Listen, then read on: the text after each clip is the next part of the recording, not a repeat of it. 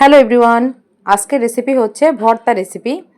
প্রথমে আমি দেখো এখানে রসুন, একটা রসুনের প্রায় অর্ধেকটা, আর অর্ধেকটা পেঁয়াজ আমি বেশ বড় বড় করে কেটে নিয়েছি, আর নিয়েছি 5-7টা তোমার চিংড়ি মাছ। এবার এগুলোকে আমি একটু ভালো করে ফ্রাই করে নেব। এই চিংড়ি মাছটা একটু ভালো করে ফ্রাই হওয়ার পর সরিষার তেল অবশ্যই দিয়েছি, সাথে দেবো হচ্ছে এখন ওই পেঁয়াজ আর রসুনটা, কাঁচা লঙ্কা। এবার ভালো করে এগুলোকে সব কিছুই ফ্রাই করতে হবে।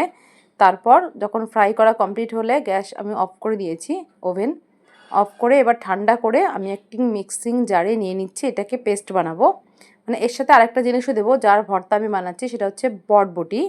এই যে এবার বটবটিগুলো আমি কিন্তু সেদ্ধ করিনি, কাঁচা বটবটি ভালো করে ধুয়ে কেটে নিয়েছি, এটা ভাপিয়ে নিলেও হয়। আর এর সাথে অনেকগুলো কাঁচা লঙ্কা দিয়ে আমি একদম ভালো করে মিহি পেস্ট করে নিয়েছি।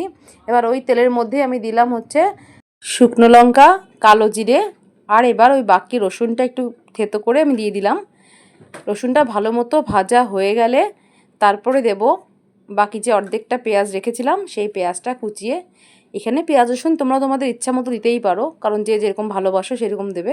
আমি এই মানে পেঁয়াজটা যে কেটেছি খুব ওয়েল চপড করেছি, যাতে ভালোভাবে মানে ভাজা হয়ে যায়। ভালো করে ভাজা হওয়ার পরে আমি দিয়ে দিলাম এবার বটবটির পেস্টটা।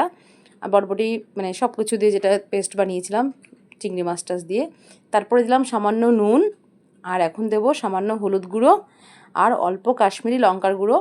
এটা তোমরা ঝালটাও নিজেদের পছন্দ মতোই দেবে, এটা বলার কিছু নেই। এবার এটা মোটামুটি হয়ে এলে তখন দেবো হচ্ছে কালো জিরে। এই কালো জিরেটা আমি ভালো করে শুকনো খোলায় নেড়ে তারপর আমি শিলে বেটে নিয়েছি মিহি করে একদম। তারপরে একদম দেখো কড়া থেকে ছেড়ে এসছে, তাহলে নামানোর জন্য রেডি। আমার রেসিপিটি তোমাদের কেমন লাগলো? যদি ভালো লাগে তাহলে অবশ্যই আমার চ্যানেলটাকে সাবস্ক্রাইব করে দিও, আর পাশে থাকা বেল আইকনটি প্রেস করো, তাহলে যখন আমি কোনো ভালো ভিডিও আপলোড দেবো তোমাদের কাছে নোটিফিকেশান পৌঁছে যাবে। এই দেখো আমি একটা সার্ভিংগুলো ঢেলে নিচ্ছি, এবার শুধু খেতে হবে আর কিছু নয়।